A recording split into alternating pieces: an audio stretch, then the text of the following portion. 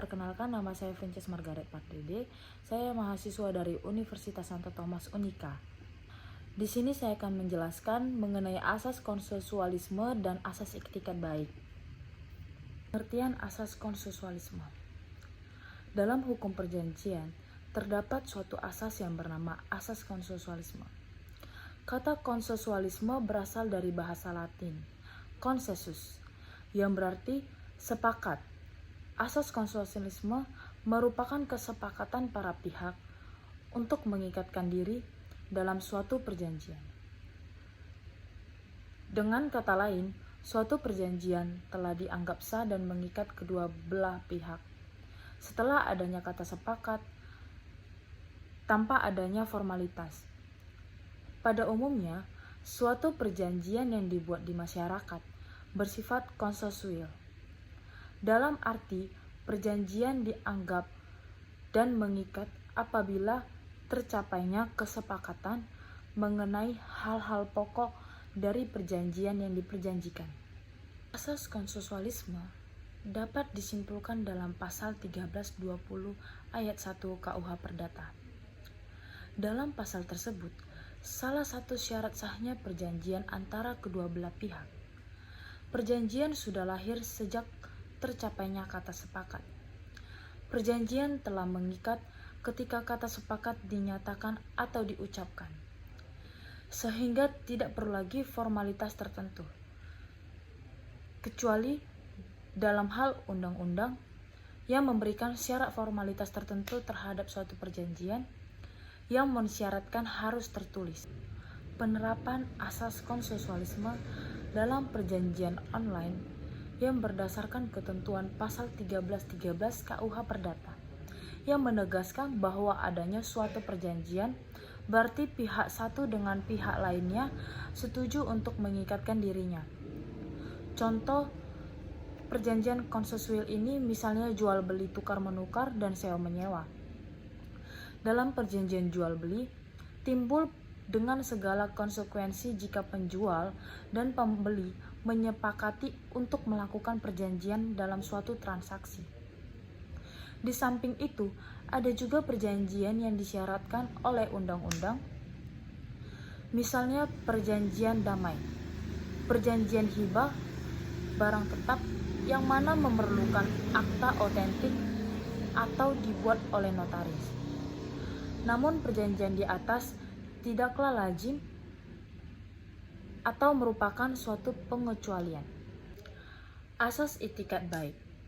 Pengertian etikat baik mempunyai dua arti. Yang pertama, arti objektif, bahwa perjanjian yang dibuat itu harus dilaksanakan dengan mengindahkan norma-norma kepatutan dan kesusilaan. Yang kedua, arti subjektif, yaitu pengertian etikat baik yang terletak dalam sikap batin seseorang.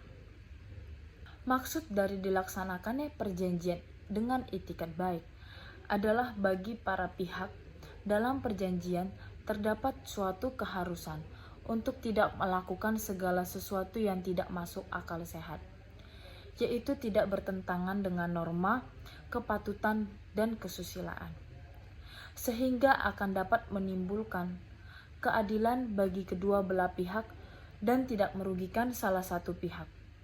Selain itu, prinsip etikat baik yang terletak dalam sikap batin seseorang sangat diperlukan dalam mencegah prestasi dari pihak dalam perjanjian atau keyakinan yang teguh maupun kemauan dari baik para pihak. Dengan etikat baik berarti keadaan batin para pihak dalam membuat dan melaksanakan perjanjian harus jujur, terbuka, dan saling percaya. Asas ini tercantum dalam pasal 1338 KUH Perdata. Perjanjian harus dilaksanakan dengan etikat baik. Dalam asas ini, para pihak yaitu pihak kreditur dan pihak debitur harus melaksanakan substansi kontrak, berdasarkan kepercayaan atau keyakinan teguh maupun kemauan baik dari para pihak. Dengan itikat baik berarti keadaan batin para pihak dan asas itikat baik ini tercantum dalam pasal 1338 ayat 3 KUH Perdata. Perjanjian harus dilaksanakan dengan itikat baik. Dalam asas ini, para pihak yaitu pihak kreditur dan debitur harus melaksanakan substansi kontrak yang berdasarkan kepercayaan atau keyakinan yang teguh maupun kemauan baik dari para pihak. Dengan itikat baik, berarti keadaan batin para pihak dan melaksanakan perjanjian haruslah jujur, terbuka, dan saling percaya. Keadaan batin para pihak itu tidak boleh dicemari oleh maksud melakukan tipu daya atau menutupi keadaan yang sebenarnya. Penerapan itikat baik. Itikat baik subjektif dikaitkan dengan hukum benda atau bezit. Di sini ditemui istilah pemegang beritikat baik dan sebagaimana sebagai lawan dari orang-orang yang beritikat buruk. Seseorang pembeli yang beritikat baik adalah seseorang yang membeli barang dengan penuh kepercayaan bahwa si penjual benar-benar pemilik dari barang yang dijualnya itu. Di dalam hukum benda, itikat baik diartikan sebagai kejujuran. Pembeli yang beritikat baik dalam jual beli keris ini adalah orang yang jujur dan tidak mengetahui adanya cacat dari barang yang dibelinya itu. Sedangkan itikat baik pelaksanaan kontrak mengacu pada itikat objektif. Standar yang digunakan dalam itikat baik adalah standar objektif yang mengacu kepada suatu norma yang objektif.